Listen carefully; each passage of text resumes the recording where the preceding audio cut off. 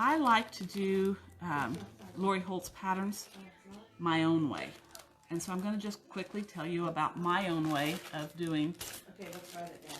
I got it. What's your name? I still use the We Lori can't Holt turn our phone while live. We have to leave it like this. Sorry, that was me. And then You tipping me on the side of my head. Yes. Okay, so the templates, I still use them. And what I do is I trace them. I use a friction pin because it'll go away on the right side of the fabric. Because it's going to be sewn on. It's going to be turned under anyway. So even if it Yeah. And, shows, it won't show. right, and if you iron it, it'll go away. So I'm going to trace that shape. And it says for this block here, I would need 4 of them. So I would trace 4 of those. And then I've got this shape. It says I need 4 of those too. Being a 1/4 inch seam allowance. Wireless connection. Can you guys see us now?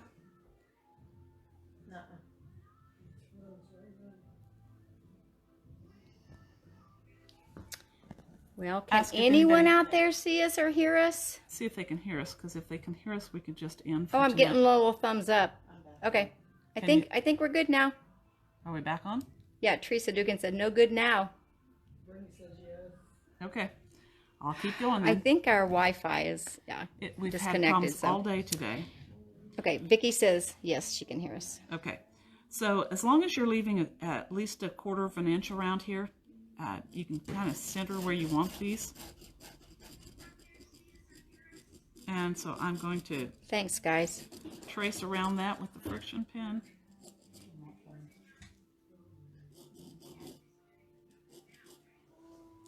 We're going to work on this Wi-Fi problem, and for next week we should be in good shape.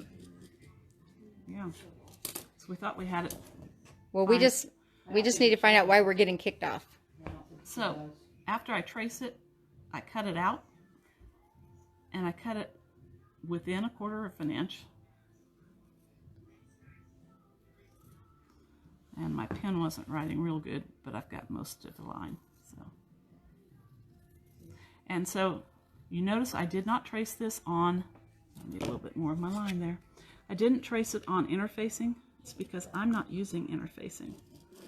I'm going to turn this, and I want to just show you the method that I use to turn it, because I have fun with this.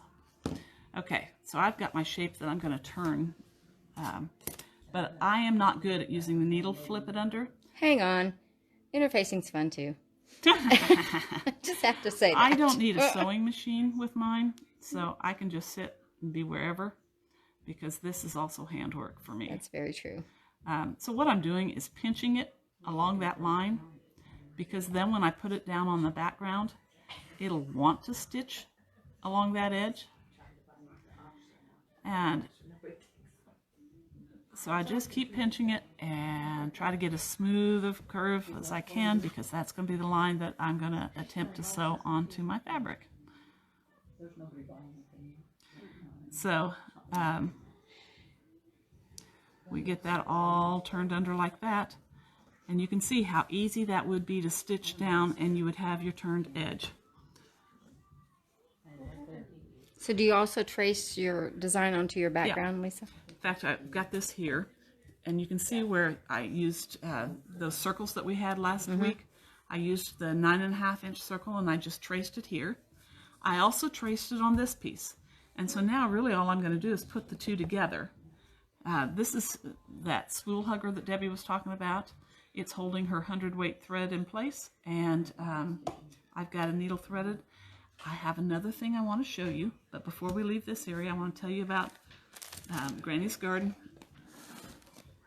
If you're interested in the kit, either with interfacing, that method, or without it, you can make Granny's Garden with these fabrics, which are all Lori Holt fabrics from Riley Blake, and it says sold Granny's Garden. Her Granny Chic line of fabric. Yeah, Granny's Garden, $198. You have to have the templates. Those are really your pattern. Yeah, you can't really come up with shapes on your own unless you're really, really talented. Sold shapes, $24.90 would get you the shapes. Oh, and I was going to show you this one.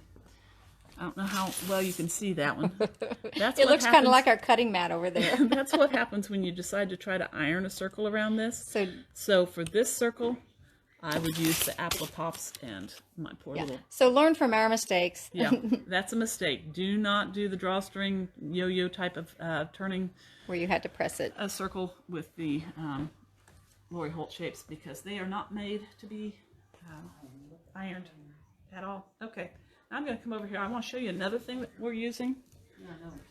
And I get to sit down for this part.